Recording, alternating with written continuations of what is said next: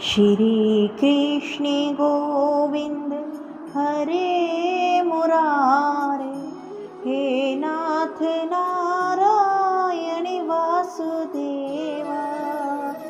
राधे कृष्णा राधे कृष्णा राधे कृष्णा हरे हरे। राधे राधे दोस्तों, भक्ति सागर सोनी का चैनल में आप सबका स्वागत है, जिसमें हम आपके लिए लेकर आते हैं बहुत ही अच्छी वीडियोस, बहुत ही अच्छी कथाएं।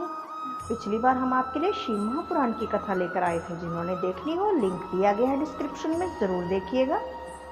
और आज हम आपको सुनाएंगे अजा एकादशी भाद्रपद कृष्ण पक्ष की कथा। तो आइए कथा आरंभ करते हैं। एकादशी व्रत कथा आरंभ। बोल श्री कृष्ण भगवान की जय। कुंती पुत्र युधिष्ठिर बोले कि हे जनार्दन, अब आप मुझे भादो मास के कृष्ण पक्ष की एकादशी के बारे में बताइए। उस एकादशी का क्या नाम है तथा इसकी क्या विधि है, सो मुझे विस्तार से कहिए प्रभु। श्री कृष्ण बोले, राजन, भादो के कृष्ण पक्ष की एकादशी को अजा एकादशी कहते हैं। इसका व्रत करने से समस्त पाप नष्ट हो जाते हैं।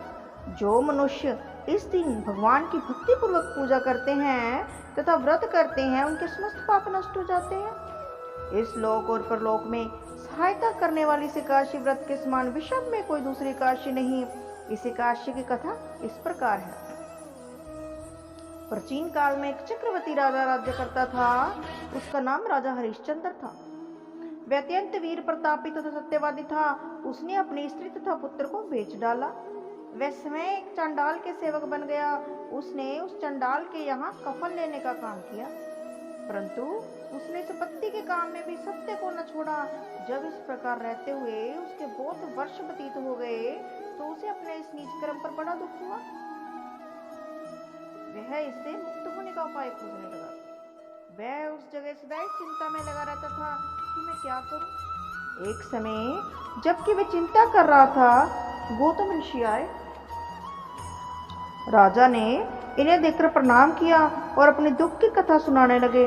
महर्षि राजा के दुख से पूर्ण वाक्य को सुनकर अत्यंत दुखी हुए और राजा से बोले कि राजन, भादो के कृष्ण पक्ष में एक एकादशी आती है। एकादशी का नाम है अजा एकादशी। तो उसी अजा नामक एकादशी का विधि पूर्वक व्रत करो तथा रात्रि को जागरण करो। इससे तुम्हारे समस्त पाप नष्ट हो जाएंगे। गौतम ऋषि राजा से इस प्रकार कहकर अंतर्ध्यान हो गए।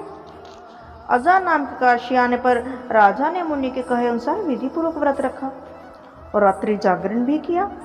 उसी व्रत के प्रभाव से राजा के समस्त पाप नष्ट हो गए। उस समय स्वर्ग में नगाड़े बजने लगे, पुष्पों की वर्षा होने लगी।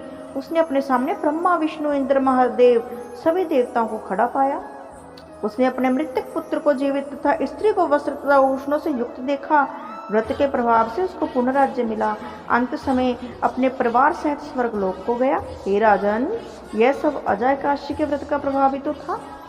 जो मनुष्य इस व्रत को विधि विधान पूर्वक करते हैं तथा रात्रि जागरण करते हैं, उनके समस्त पाप नष्ट हो जाते हैं और अंत समय में स्वर्ग को जाते हैं। इस एकादशी की कथा के श्रवण मात्र से ही अश्वमेध यज्ञ का फल मिलता है। बोलो श्री कृष्ण भगवान की जय, काशी माता की जय। तो आपने देखा अजा एकादशी का महत्व। हर एकादशी का अपना महत्व होता है, लेकिन अजा एकादशी का अलग महत्व है। लेकिन मुझे तो लगता है कि साल में 12 और लोन के महीने के लिए अगर 26 एकादशियों का अपना ही महत्व है। और धन्य है वो जो लोग जो एकादशी व्रत करते हैं। तो अब मैं आपको बताऊंगी अजा एकादशी पर फलाहार में क्या लें। बादाम तथा चौहारे का सगार लेना चाहिए। तो आप भी बादाम और चौहारे का प्रसाद भी लगाएं और खुद भी सेवन ज़रूर करें। धन्यवाद। यदि हमारी कथा अच्छी लगी हो तो आगे भी शेयर ज़रूर किया कीजिए प्लीज़। धन्यवाद।